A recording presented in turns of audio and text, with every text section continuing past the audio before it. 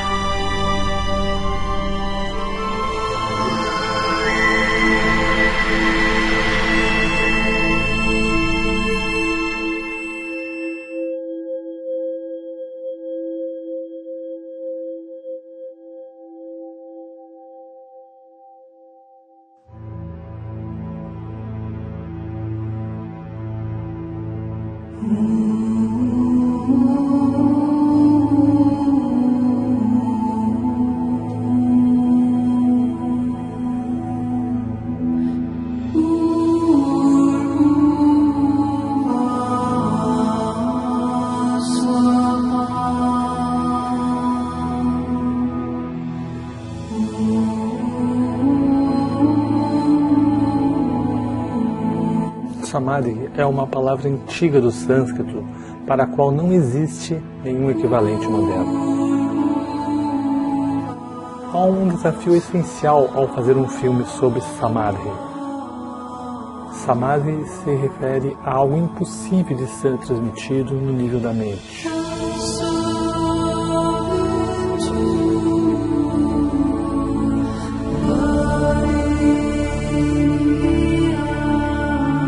Este filme é simplesmente a manifestação exterior da minha jornada interior.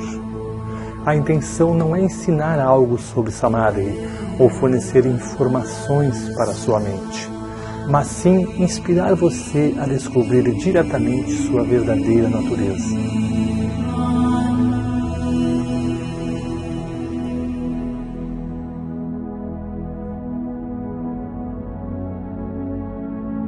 Samadhi é mais relevante hoje do que em qualquer outra época da história.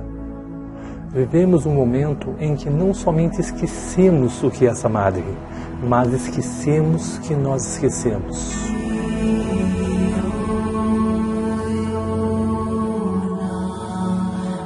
Esse esquecimento é Maya, a ilusão do eu.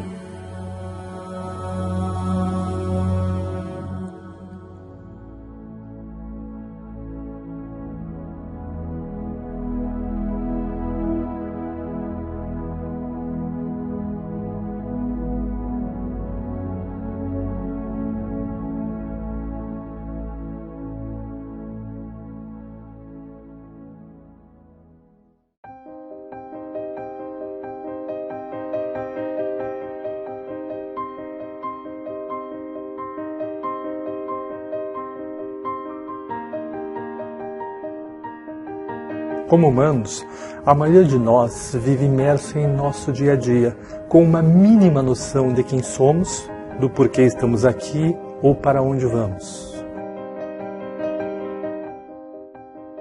A maioria de nós nunca percebeu o verdadeiro ser, a alma, ou o que Buda chamou Anatta, aquilo que está além do nome e da forma das coisas, além do pensamento.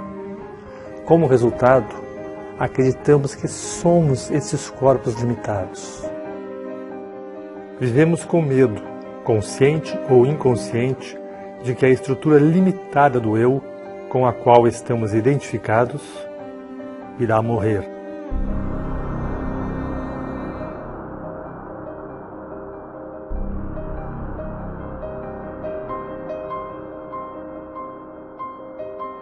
No mundo de hoje, a maioria das pessoas que estão empenhadas em práticas religiosas ou espirituais, como yoga, oração, meditação, cânticos religiosos ou qualquer tipo de ritual, estão praticando técnicas que são condicionadas, o que significa que são apenas parte das construções do ego.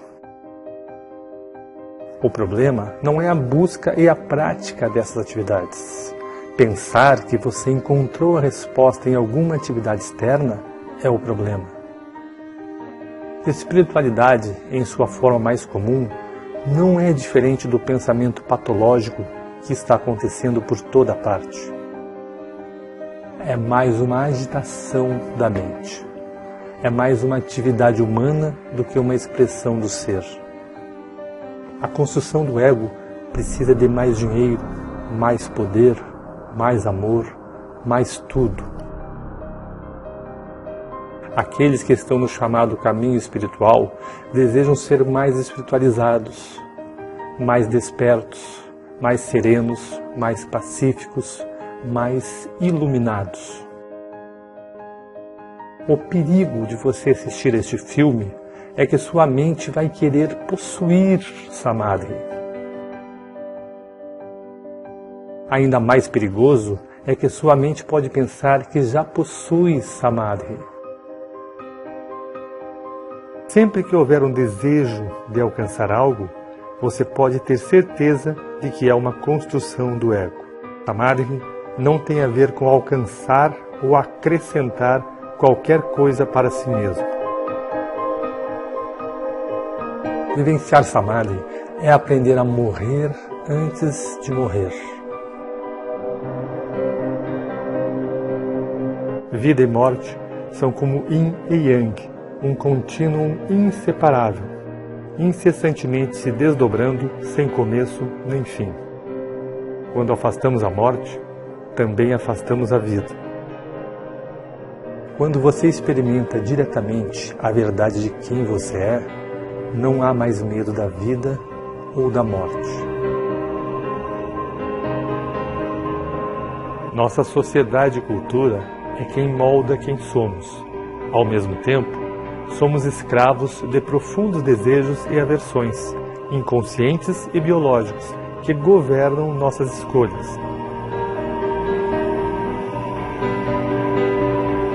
A construção do ego não é mais do que um impulso de repetir. É simplesmente o caminho que a energia seguiu e a tendência dessa energia de seguir esse caminho novamente, seja positivo ou negativo para nosso organismo.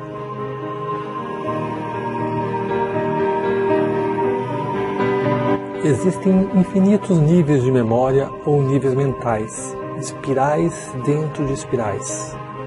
Quando sua consciência se identifica com essas memórias ou construções do ego, você fica preso ao condicionamento social que pode ser chamado matriz. Há aspectos do ego de que podemos estar conscientes, mas são os aspectos inconscientes, conexões muito antigas, medos existenciais primitivos que realmente estão dirigindo toda a máquina. Padrões infinitos de apego à busca do prazer e ao afastamento da dor são sublimados em comportamentos patológicos. Nosso trabalho, nossos relacionamentos, nossas crenças, nossos pensamentos e todo o nosso modo de viver. Como gado, a maioria dos seres humanos vive e morre em uma obediência passiva, alimentando a matriz com suas próprias vidas.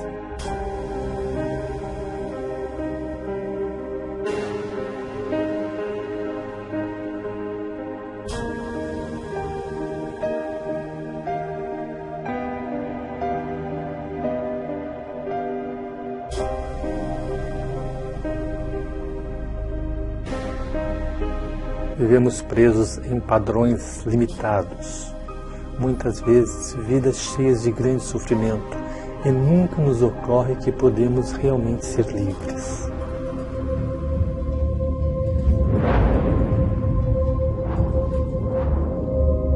É possível abandonar a vida que foi herdada do passado para viver uma nova vida através do despertar do mundo interior.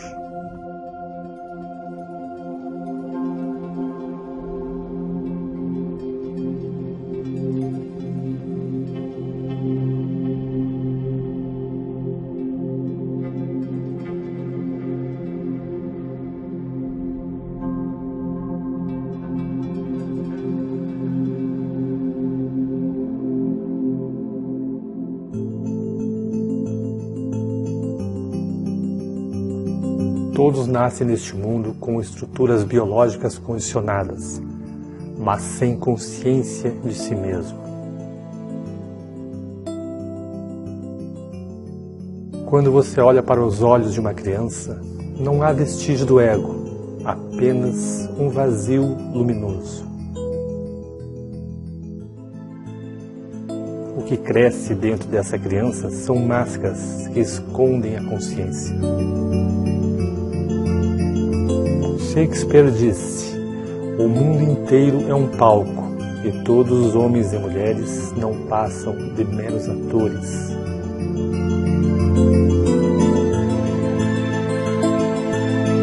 Em um indivíduo desperto, a consciência brilha através da personalidade, através da máscara. Quando você desperta, você não se identifica com seu personagem. Não acredita que você é a máscara que está usando.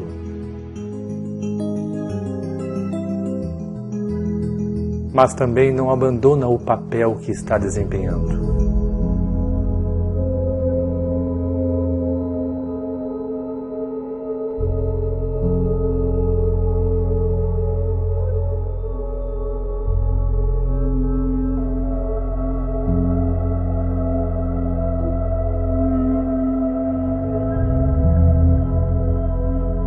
Quando estamos identificados com o nosso personagem, nossa personalidade, isso é Maya, a ilusão do eu.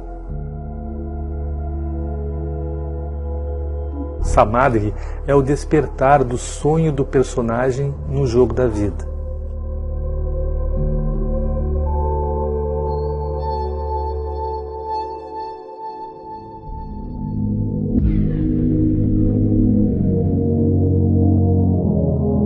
Dois 2.400 anos depois que Platão escreveu a República, a humanidade ainda está saindo da caverna de Platão. Na verdade, podemos estar mais fascinados por ilusões do que jamais estivemos.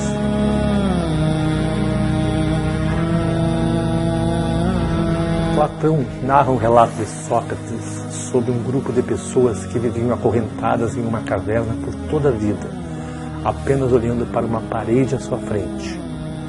Tudo que podiam ver eram sombras projetadas na parede pelas coisas que passavam diante de um show que estavam atrás delas.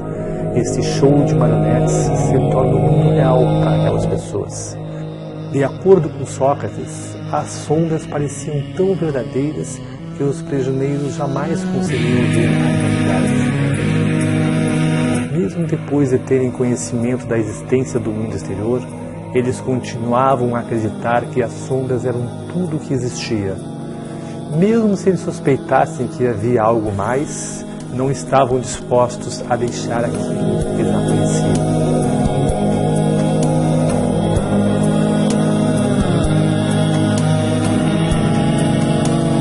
A humanidade hoje é como aquelas pessoas que só viam as sombras na parede da caverna. As sombras são os nossos pensamentos. O mundo da mente, dos pensamentos, é o único mundo que conhecemos. Mas há outro mundo que está além do pensamento, além da mente dualista. Você está disposto a sair da caverna? A deixar tudo o que você acredita ser realidade? Para descobrir a verdade de quem você realmente é?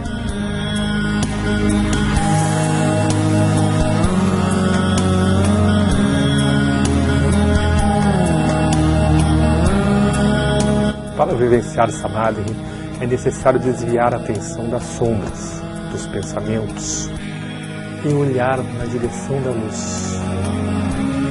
Quando uma pessoa está acostumada somente com a escuridão, então deve, pouco a pouco, ir se acostumando à luz.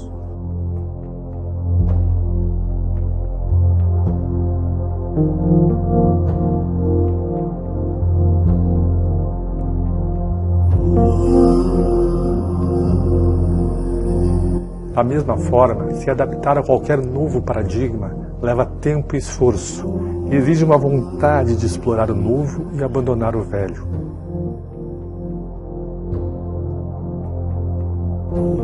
Jai Lokanya Jai Sabuni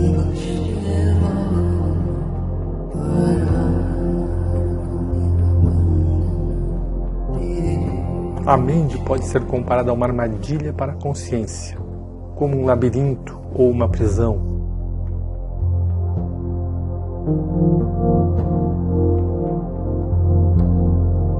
Não é você estar em uma prisão, você é a prisão.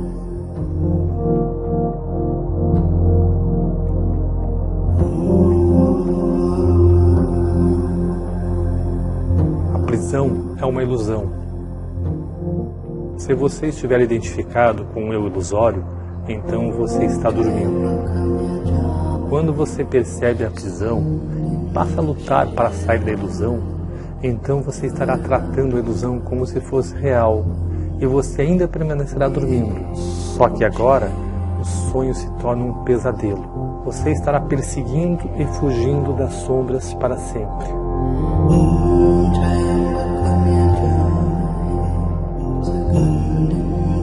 Samadhi é o despertar do sonho da divisão do eu ou da construção egóica. Samadhi é despertar da identificação com a prisão que chamamos eu.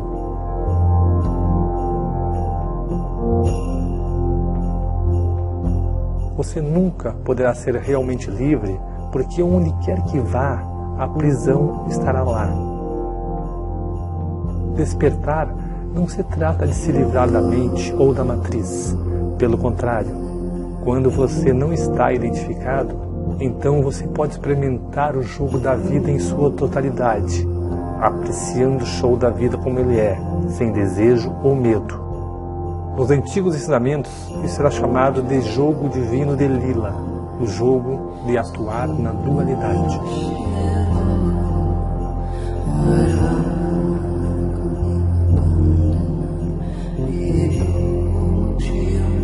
A consciência humana é um contínuo.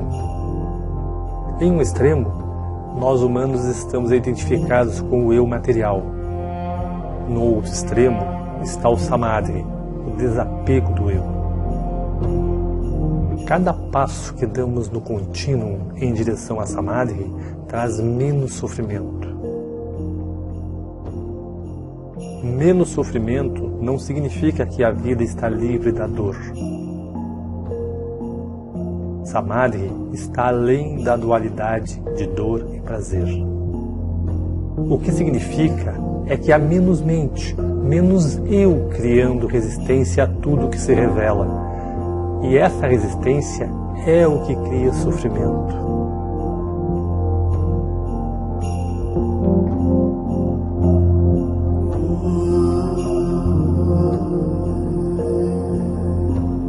Vivenciar Samadhi, ao menos uma vez, permite que você veja o que está na outra extremidade do contínuo da consciência, para que você veja que há algo além do mundo material e do interesse egoísta. Quando há uma interrupção real da ação da estrutura do eu em Samadhi, então não há pensamento egóico, nenhum eu, nenhuma dualidade, mas ainda existirá o eu sou, ou Anatta.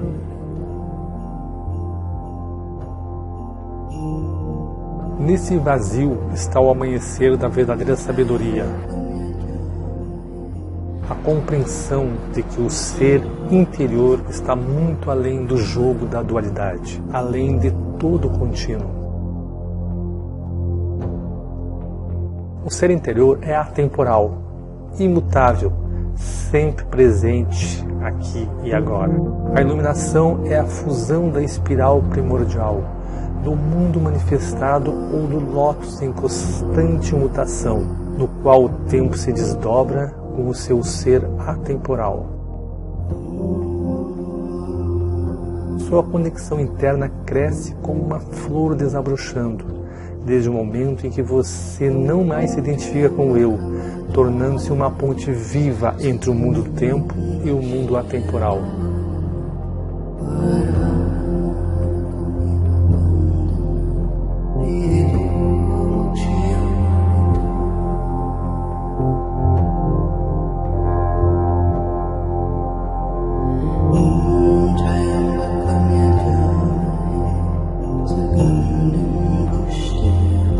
A percepção do ser interior é apenas o começo do caminho. A maioria das pessoas terá que experimentar e perder Samadhi inúmeras vezes na meditação antes que sejam capazes de incorporar essa nova realidade em outras facetas da vida. Não é incomum ter profundas percepções sobre a natureza do seu ser durante a meditação ou autoinvestigação, apenas para se ver novamente caindo de volta em velhos padrões, esquecendo a verdade de quem você é.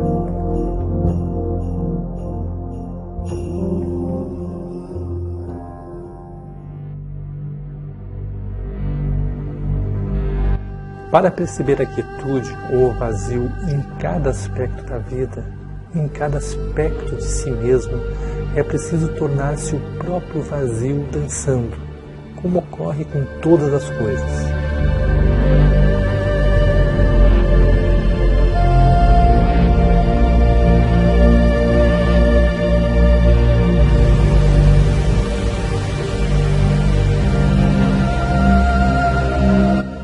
Quietude não é algo separado do movimento, não é algo oposto ao movimento. Ao vivenciar Samadhi, você percebe a quietude como sendo idêntica ao movimento. A forma é idêntica ao vazio. Isso não tem sentido para a mente, porque a mente é a porta de entrada para a dualidade.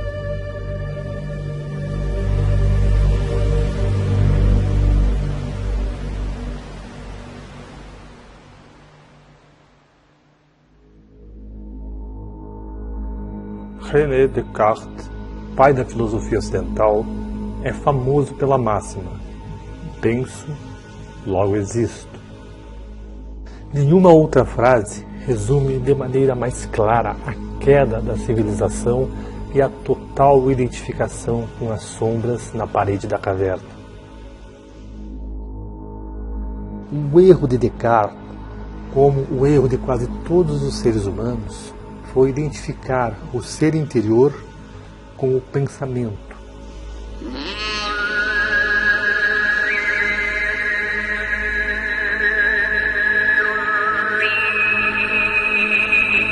No início de seu mais famoso tratado, Descartes escreveu que quase tudo pode ser posto em dúvida.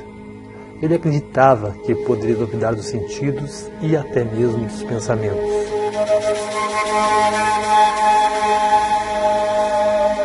Da mesma forma, no Kalama Sutra, com o objetivo de encontrar a verdade, Buda disse que devemos duvidar de todas as tradições, escrituras e ensinamentos, além de todo o conteúdo da mente e dos sentidos.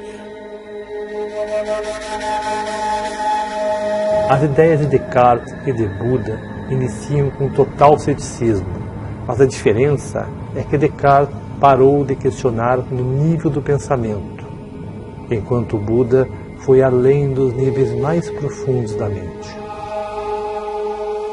Talvez, se Descartes fosse além da mente racional, ele tivesse percebido sua verdadeira natureza, e a consciência ocidental seria muito diferente nos dias de hoje. Em vez disso, Descartes escreveu a possibilidade da existência de um demônio maligno que poderia estar nos mantendo sob um véu de ilusão. Descartes não reconheceu esse demônio pelo que ele realmente era.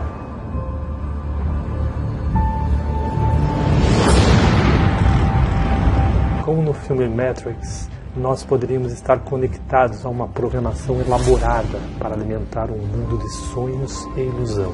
No filme, os seres humanos vivem na matriz, enquanto em outro nível são apenas baterias, alimentando com sua força vital as máquinas, que usam a energia humana para seus próprios propósitos.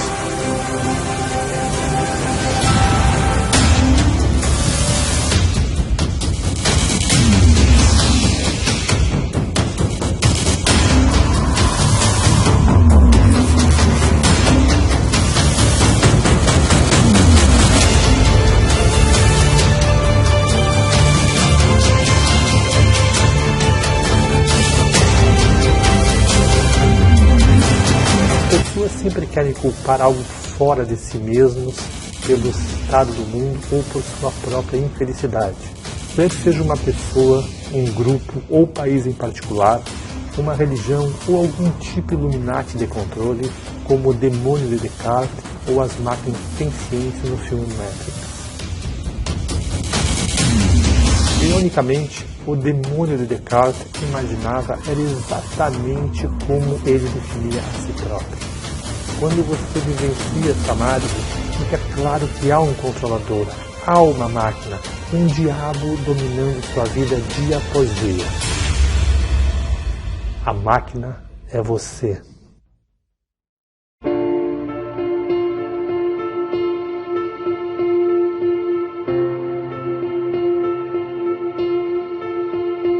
A estrutura do ego é composta de uma porção de pequenos subprogramas ou pequenos chefes. Um chefinho deseja comida, outro deseja dinheiro, outro status, posição, poder, sexo, intimidade. Outro quer mais consciência ou atenção dos outros. Os desejos são literalmente infinitos e nunca podem ser satisfeitos. Gastamos muito tempo e energia decorando nossas prisões, cedendo às pressões para melhorar nossas máscaras e alimentando os pequenos chefes, tornando-os mais poderosos. Como viciados em drogas, quanto mais tentamos satisfazer nossos chefinhos, mais alimentamos nossos desejos.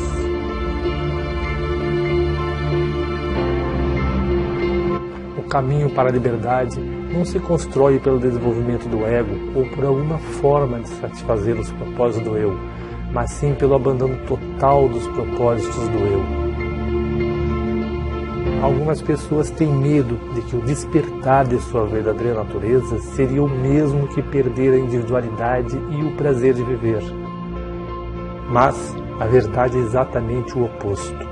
A real individualidade somente pode ser expressada quando o ego é superado. Permanecer adormecido na mecânica do sistema é o motivo pelo qual a maioria de nós nunca descobre o que a alma realmente quer expressar.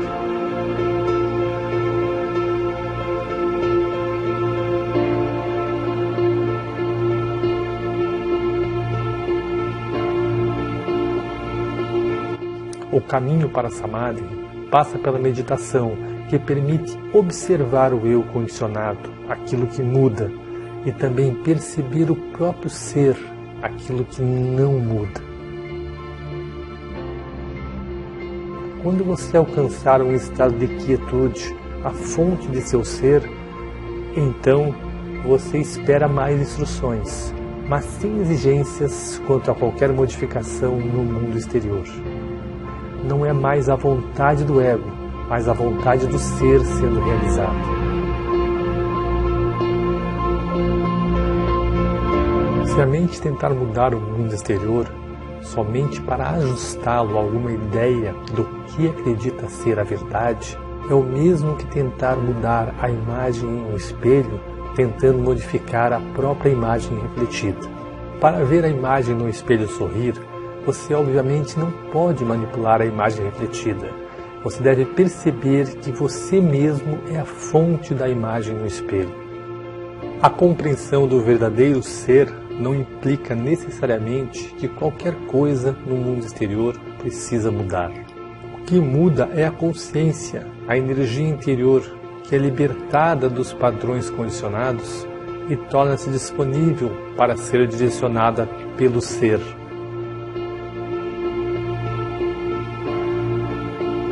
Você somente poderá tornar-se consciente dos propósitos do ser quando for capaz de observar o ego condicionado e se desapegar de seus infinitos desejos.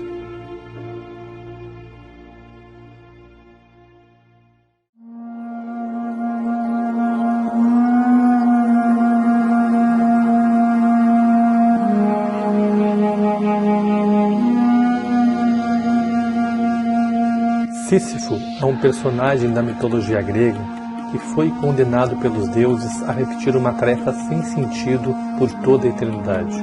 Sua tarefa era empurrar uma pedra montanha acima e depois deixá-la rolar montanha vontade.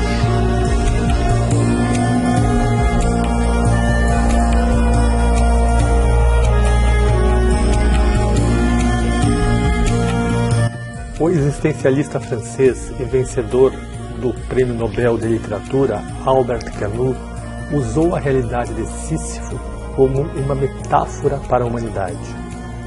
Então perguntou: como podemos encontrar significado nesta existência absurda?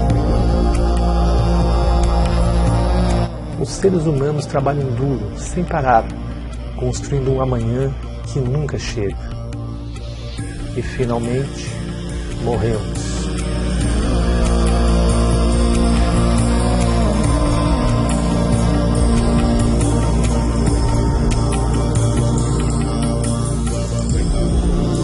Ao percebermos essa verdade, surgem dois caminhos. Nos identificamos com nossos egos e enlouquecemos, ou despertamos e nos tornamos livres.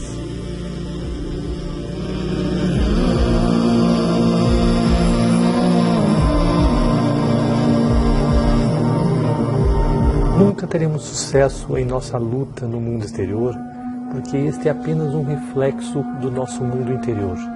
O absurdo da situação torna-se claro quando há um completo e absoluto fracasso do ego tentando despertar através de suas buscas inúteis.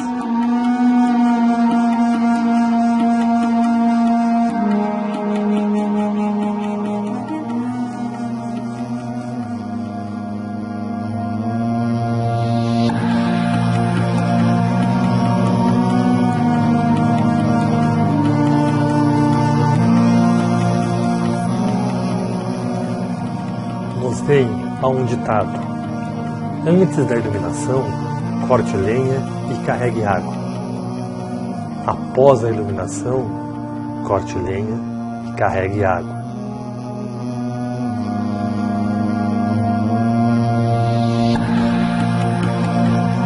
Antes da iluminação, é preciso rolar a bola até o topo da montanha. Após a iluminação, também é preciso rolar a bola até o topo da montanha. O que mudou? A resistência interior à realidade. A luta foi abandonada, ou melhor, o ego que luta foi percebido como ilusório. A vontade individual, ou a mente individual, e a vontade divina, ou a mente superior, estão alinhadas.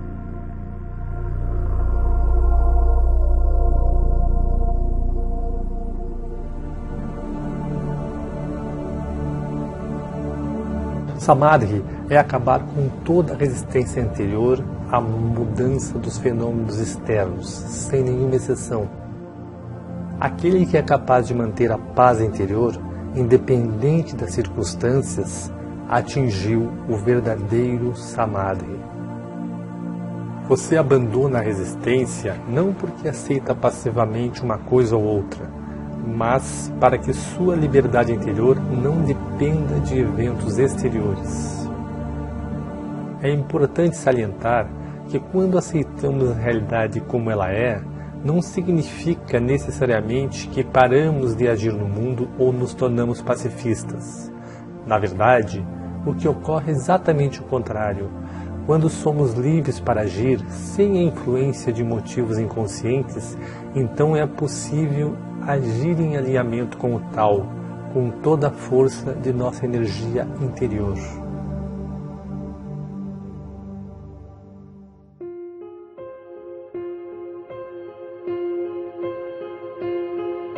Muitos podem argumentar que precisamos lutar mais duramente contra nossos inimigos para mudar o mundo e conquistar a paz.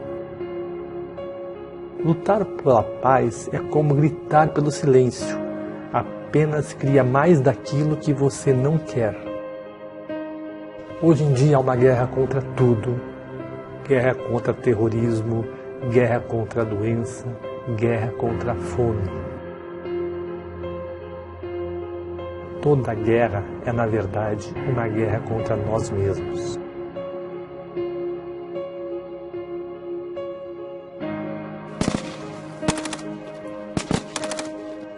A guerra é parte de um delírio coletivo.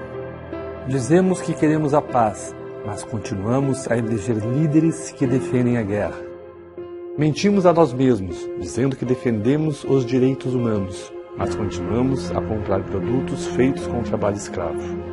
Dizemos que queremos ar puro, mas continuamos a poluir.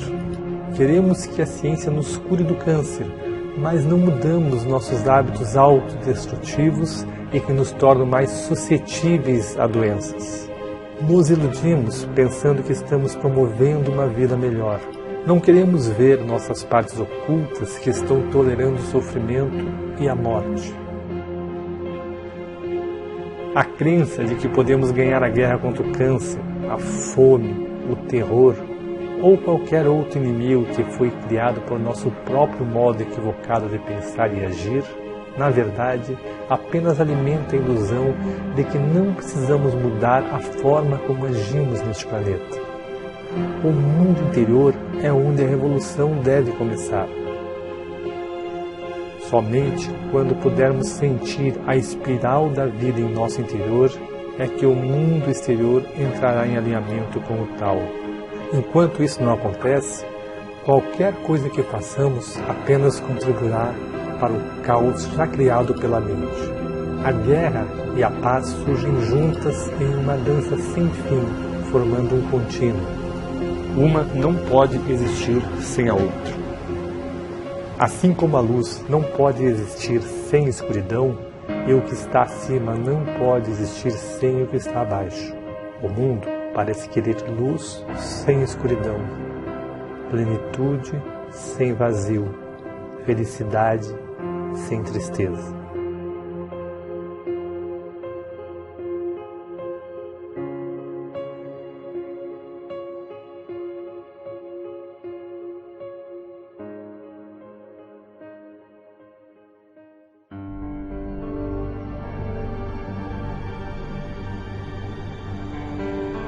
Quanto mais a mente se envolve, mais dividido o mundo se torna. Cada solução criada pela mente egóica é impulsionada pela ideia de que há um problema, mas a solução se torna um problema ainda maior do que aquilo que estava tentando resolver. O que você resiste, persiste.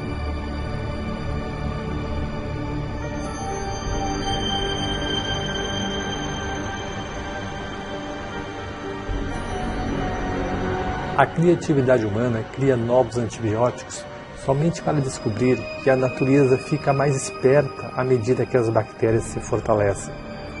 Apesar dos nossos melhores esforços na direção do progresso, a quantidade de pessoas com câncer está aumentando, a fome no mundo cresce continuamente e o número de ataques terroristas em todo o mundo continua crescendo.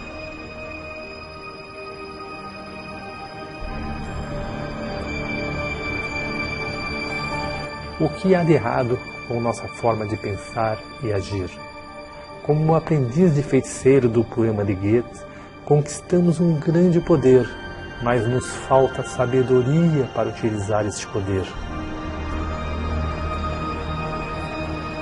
O problema é que não entendemos a ferramenta que estamos usando.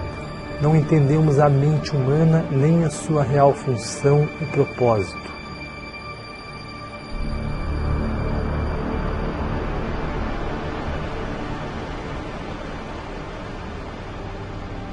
A crise nasce do nosso modo de pensar condicionado e limitado, da maneira como sentimos e experimentamos a vida.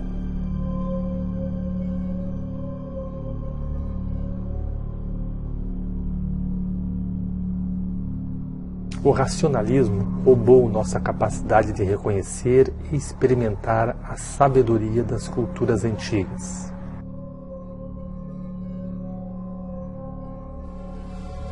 O pensamento egóico nos roubou a capacidade de sentir a profunda sacralidade da vida e também de perceber níveis completamente diferentes de consciência, que agora estão quase perdidos para toda a humanidade.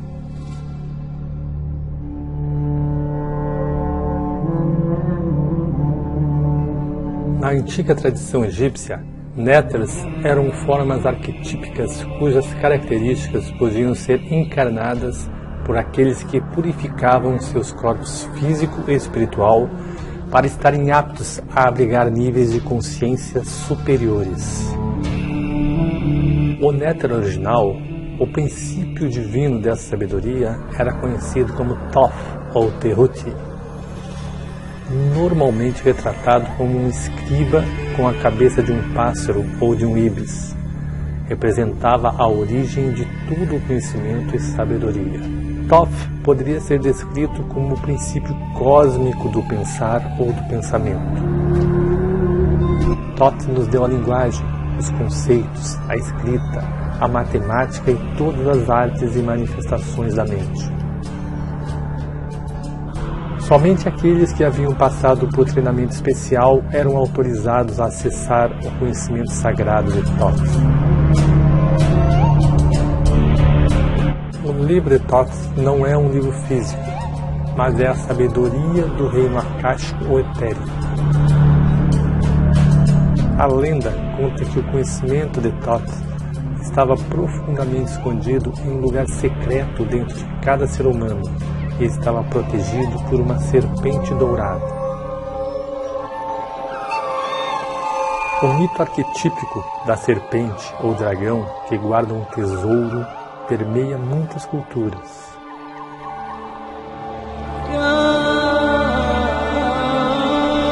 E tem sido chamado por nomes como Kundalini Shakti, Ki, Espírito Santo ou energia interior.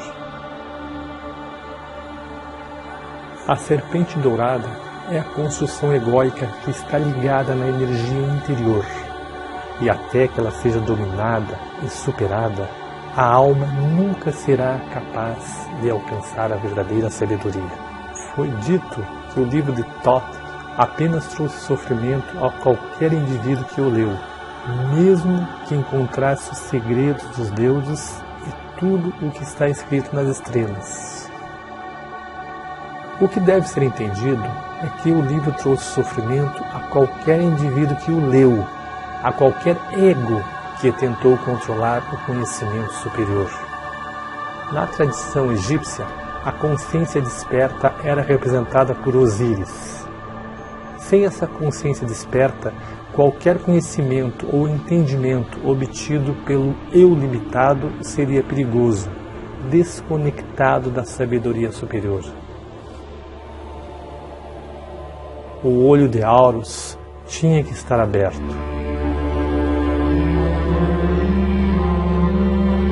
O conhecimento esotérico é semelhante à conhecida história bíblica da queda no Jardim do Éden. O livro de Thoth é comparável ao livro do conhecimento do bem e do mal, cujo fruto Adão e Eva foram tentados a comer.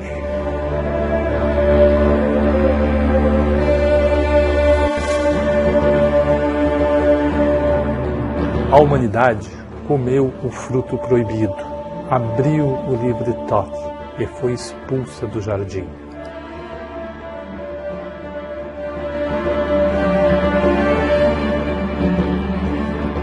A serpente é uma metáfora para a espiral primordial que se estende do microcosmo ao macrocosmo.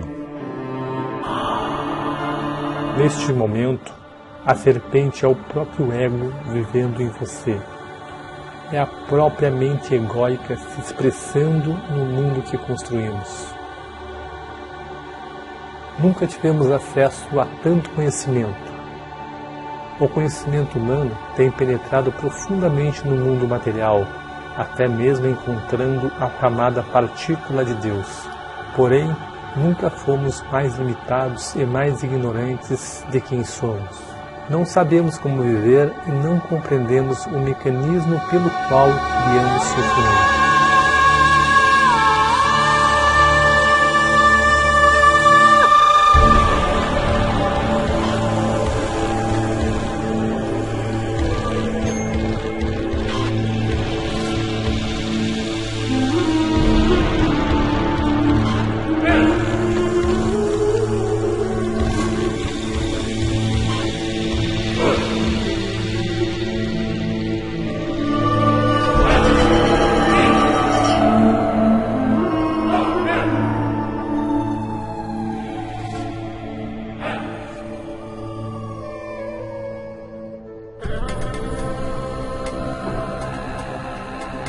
Nossa forma de pensar criou o mundo como é agora. Sempre que rotulamos algo como bom ou mal, ou criamos preferências em nossa mente, é devido ao surgimento de estruturas egóicas ou interesses pessoais. A solução não é lutar pela paz ou conquistar a natureza, mas simplesmente reconhecer a verdade. Que a própria existência da estrutura do ego cria dualidade, cria uma divisão entre o eu e o outro, o meu e o seu, homem e natureza, interior e exterior. O ego é a violência. O ego cria uma barreira, uma divisão em relação ao outro para afirmar sua própria existência. Sem ego, não há guerra contra nada. Não há egoísmo. Não há o impulso egoísta de querer se dar bem, enganando os demais. As crises externas em nosso mundo refletem uma grave crise interna. Não sabemos quem somos. Estamos completamente identificados com o nosso ego, enfraquecidos por nosso medo e separados de nossa verdadeira natureza. Raças, religiões, países, afiliações políticas, qualquer grupo do qual façamos parte, somente reforçam nossa identidade egoísta. Hoje em dia, quase todo grupo que existe em nosso planeta quer reivindicar sua perspectiva como certa e verdadeira, da mesma forma que fazemos a nível pessoal. Ao afirmar a verdade como sua, um grupo perpetua sua própria existência da mesma forma que um ego se limita e se separa em relação aos outros.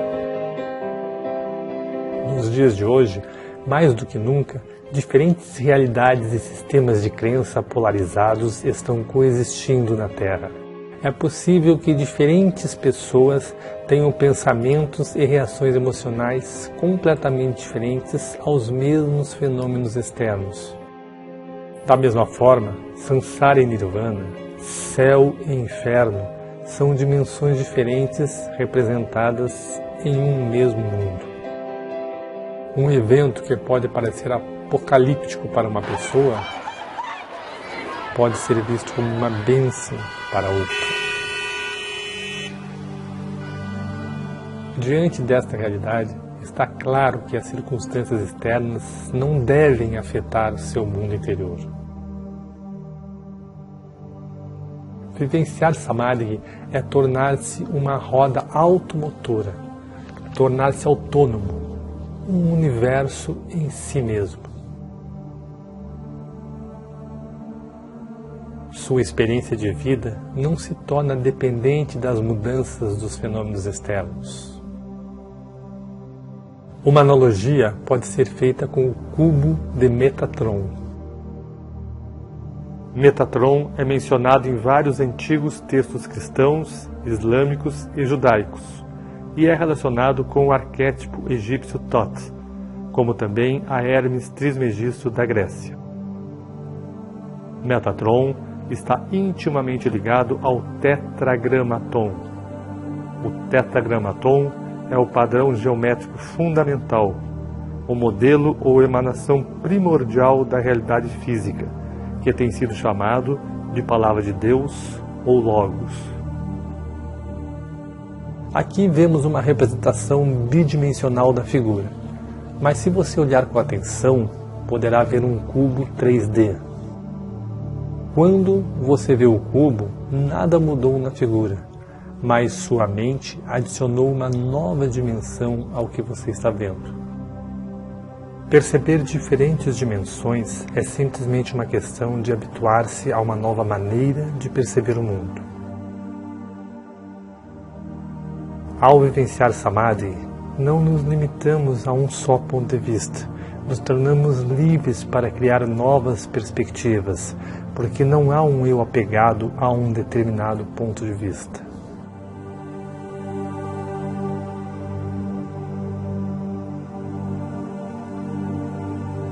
As maiores mentes da história humana sempre apontaram para níveis de pensamento além da estrutura limitada do eu.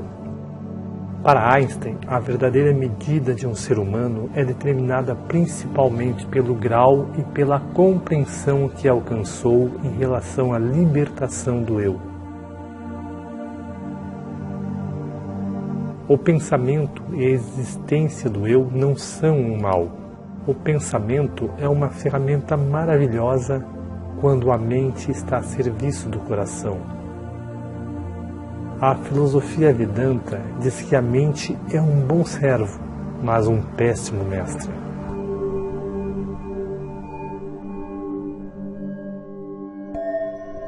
O ego está sempre filtrando a realidade através da linguagem e dos rótulos, e constantemente julgando, sempre preferindo uma coisa à outra.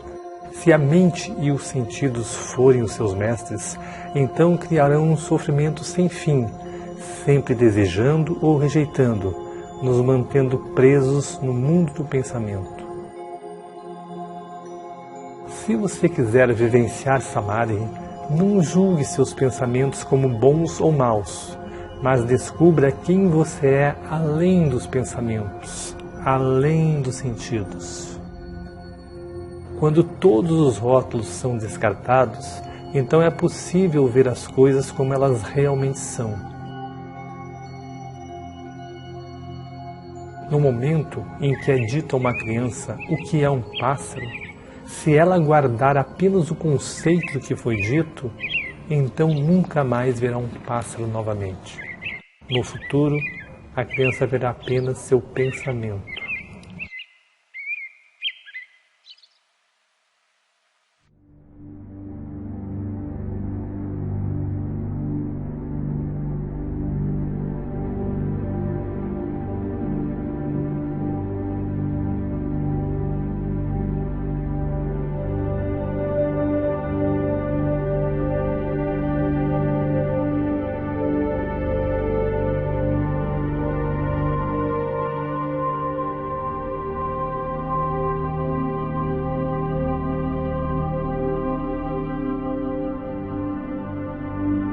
A maioria das pessoas pensa que é livre, consciente e desperta. Se você acredita que já está desperto, então por que se esforça tanto para alcançar o que você acredita que já tem? Antes que seja possível despertar, é necessário aceitar que você está adormecido, vivendo na matriz. Examine sua vida honestamente, sem mentir para si mesmo. Você é capaz de mudar seu padrão de vida robótico e repetitivo? Você consegue parar de buscar o prazer e evitar a dor? Você continua viciado em determinadas comidas, atividades ou passatempos? Você está constantemente julgando, culpando, criticando a si mesmo e aos outros? Sua mente está o tempo todo procurando por novos estímulos, ou você se sente plenamente realizado quando em total silêncio? Você se preocupa com o que as pessoas pensam sobre você? Você está buscando aprovação ou algum reforço positivo? Você tem sofrido com a autossabotagem em sua vida? O modo como a maioria das pessoas vive hoje será igual ao modo como viverão amanhã, daqui a um ano e daqui a 10 anos. Quando você começa a observar sua natureza robotizada, você se torna mais desperto. Você começa a reconhecer a profundidade do problema. Reconhecer que você está completamente adormecido, perdido em um sonho. Como os habitantes da caverna de Platão, muitos do que ouvem esta verdade não estarão dispostos ou não serão capazes de mudar suas vidas, simplesmente porque estão apegados ao seu modo de viver e pensar. Nos empenhamos em justificar nosso modo de viver e pensar, preferindo enterrar a cabeça na areia ao invés de encarar a verdade. Queremos nossos salvadores, mas não estamos dispostos a subir na cruz. O que você está disposto a fazer para ser livre? É preciso perceber que se você mudar seu mundo interior, você deverá estar preparado para mudar a vida exterior. Seu antigo modo de ser e sua antiga identidade deve se tornar o solo seco do qual uma nova vida surgirá. O primeiro passo para o despertar é perceber que estamos identificados com a matriz e com as máscaras criadas em nossa mente. Algo dentro de nós deve ouvir esta verdade e despertar deste profundo sono. Há uma parte de você, algo atemporal, que sempre conheceu a verdade.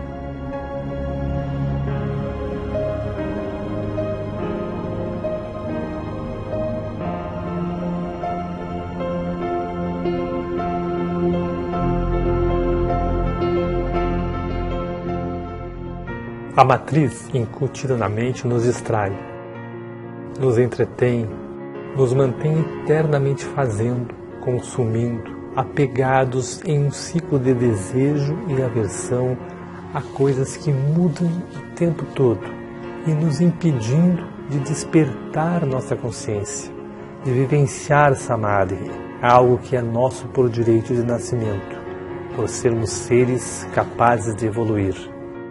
Pensamento patológico é o que ocorre na vida normal.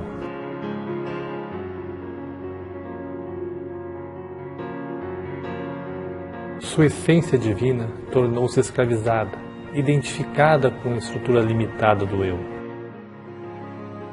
A grande sabedoria, a verdade de quem você é, está enterrada profundamente em seu ser.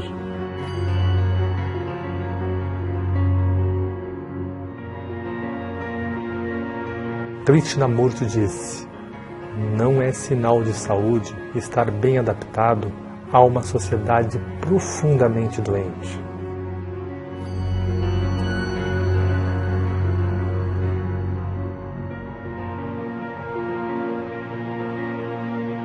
Identificação com a mente egóica é a doença. Samadhi é a cura.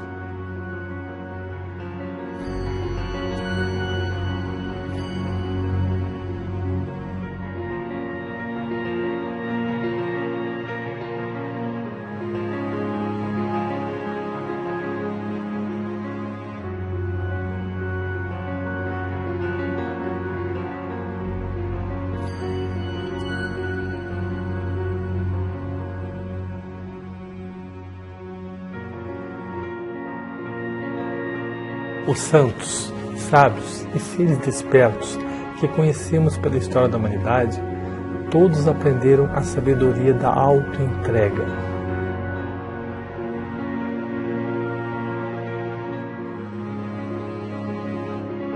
Como é possível perceber o verdadeiro ser?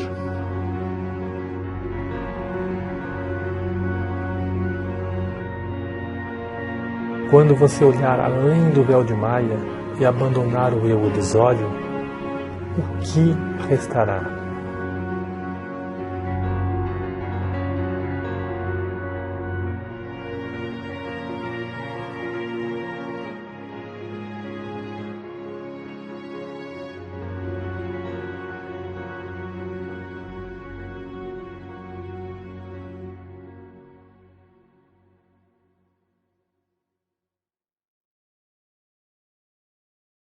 We have been nowhere near normal this year.